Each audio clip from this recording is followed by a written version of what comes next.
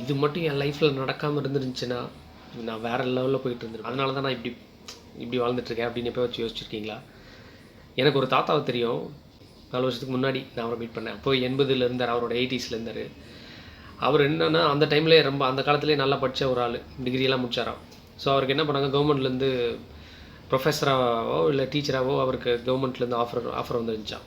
ஆனால் என்ன பண்ணிட்டாரா, அவங்க அப்பா வீட்டிலேருந்து விட மாட்டேன்னு சொல்லிட்டாரான். ஏன்னா வீட்டுக்கு இவன் ஒரே பிள்ளை, ஸோ இவனை அந்த வேலைக்கு அமைச்சானா வயிற்றில் யார் இருப்பா அப்படின்னு சொல்லி சென்டிமெண்ட்டாக டச் பண்ண உட்கார வச்சுட்டாரான். அது நடந்து அவரோட 20ஸ்ல, நான் அவரை மீட் பண்ணது அவரோட 80ஸ்ல. ஓகே, ஆல்மோஸ்ட் எண்டுக்கிட்ட அவரை மீட் பண்ணுறேன் நான். அப்போவும் என்ன சொல்லுவார்னா, அவரால் தான் நான் இப்படி வாழ்ந்துட்டுருக்கேன் அப்படி இப்படின்னு சொல்லி ரொம்ப இதாக திட்டுவார். ரொம்ப கஷ்டப்பட்டார் 80ஸ்லாம், தனியாக இருந்து ரொம்ப மோசமான சுச்சுவேஷனு அப்படி சொல்லி. ஆனால் அவர் என்ன சொல்லுவார்னா, எங்கள் அப்பாவால் தான் இப்படி நான் வாழ்ந்துட்டுருக்கேன் அப்படின்னு சொல்லி சொல்லுவார். எனக்கு என்ன டவுட்னா, அப்போ நம்ம எல்லாருமே இருக்கிறோம், ஒரு சுச்சுவேஷனில் நம்ம ஏதோ ஒன்று பண்ணுறோம், அதோட அந்த நம்ம பண்ணதோட விளைவு வந்து நம்மளோட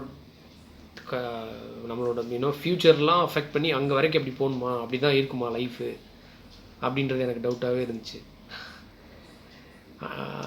நீங்கள் என்ன நினைக்கிறீங்க? நான் சொல்கிறேன், அப்படி இருக்கணுன்ற அவசியம் இல்லை.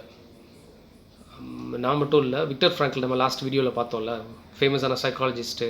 அப்புறம் அவங்க நாடே இன்னொரு நாடுக்கு அடிமையாகி போயிடுது அப்படின்னு சொல்லி சொன்னாங்க. இவர் ரொம்ப படித்தாள், ஆனால் இவங்க அடிமையாகி போனவங்களாம் என்ன பண்ணுவாங்களாம், சாட்டையில் அடிப்பானுங்களாம் வேலை செய்யலை அப்படின்னா, கேவலமாக திட்டுவானுங்களாம், ரொம்ப மோசமாக ரொம்ப கீழ்த்தரமாக நடத்தியிருக்கானுங்க.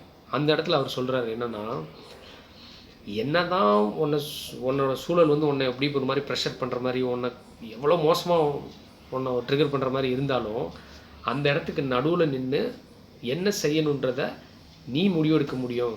அதுக்குள்ளே திறமையாக கடவுள் உனக்கு கொடுத்துருக்குறாரு, அந்த பவர் உன் கையில் கடவுள் கொடுத்துருக்காருன்னு சொல்லி விக்டர் ஃப்ராங்க்ல் சொல்கிறாரு. நான் மட்டும் சொல்ல. ஓகே, ஸோ நம்மளும் இன்றைக்கி நிறைய பேர் நிறைய சுச்சுவேஷன்ஸில் இருக்கலாம். அன்றைக்கி நான் அந்த இன்டர்வியூ மட்டும் அட்டன் பண்ணி தானே வேறு லெவலில் போயிருப்பேன். ஐடி இன்ஜினியரிங் படிச்சிருந்தேன்னா இன்றைக்கி நான் என் லைஃபே வேறு, தெரியும்ல. அதெல்லாம் ஒரு மேட்ரு கிடையாது. இன்றைக்கி இந்த சுச்சுவேஷனில் இல்லை, ஒரு சில பேர் இன்னும் ரொம்ப டீப்பாக போயிருக்கோம். அன்றைக்கி நான் எடுத்த ஒரு டெசிஷனால தான் என் லைஃப் இப்படி இருக்குது.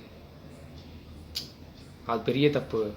ஆமாம், தப்பு தான். கடைசியில் நம்ம எடுத்த முடிவோட பெயின் வந்து இந்த இடத்துல இருக்குமானா கண்டிப்பாக இருக்கும். ஓகே, ஆனால் என்னென்னா, இது வந்து கடைசி வரைக்கும் போகணுமான்றது நம்ம கையில் தான் இருக்குது. கடைசி வரைக்கும் போகணுன்ற அவசியம் இல்லை. குட் நியூஸ், நம்மளால் சேஞ்ச் பண்ண முடியும். Okay, stay positive, keep rocking, love you all my dear buddies.